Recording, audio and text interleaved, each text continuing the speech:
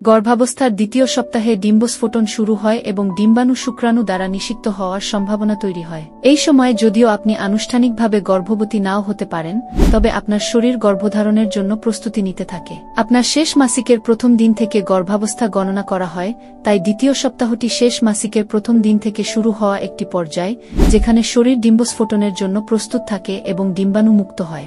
এই সময়ে প্রসবপূর্ব ভিটামিন গ্রহণ শুরু করা, ধূমপান ও অ্যালকোহল ত্যাগ করা এবং স্বাস্থ্যকর খাদ্য ও ব্যায়ামের রুটিন অনুসরণ করা উচিত। সম্মানিত ভিউয়ার্স, এবার আসুন জেনে নিই এই সময়ে যা ঘটে। 1 নাম্বার হচ্ছে ডিম্বস্ফোটন।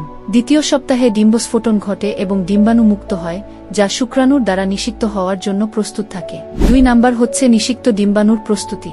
ডিম্বাণু নিষিক্ত হলে তা জরাজুতে স্থাপিত হওয়ার জন্য প্রস্তুত থাকে। 3 নাম্বার হচ্ছে গর্ভধারণের প্রস্তুতি। যদি নিষিক্ত ডিম্বাণু জরাজুতে স্থাপিত হয় তবে আপনি গর্ভবতী হবেন। সম্মানিত ভিউয়ার্স, এই সময় আপনাদের জন্য করণীয়: 1 নাম্বার হচ্ছে প্রসবপূর্ব ভিটামিন। আপনার প্রসবপূর্ব ভিটামিন গ্রহণ শুরু করুন, যা আপনার এবং আপনার শিশুর স্বাস্থ্যের জন্য গুরুত্বপূর্ণ। 2 নাম্বার হচ্ছে স্বাস্থ্যকর অভ্যাস।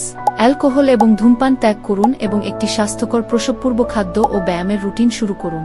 3 নাম্বার হচ্ছে স্বাস্থ্যসেবা পেশাদারের সাথে যোগাযোগ। গর্ভাবস্থার যে কোনো লক্ষণ দেখা দিলে বা কোনো উদ্বেগ থাকলে একজন স্বাস্থ্যসেবা পেশাদারের সাথে যোগাযোগ করুন।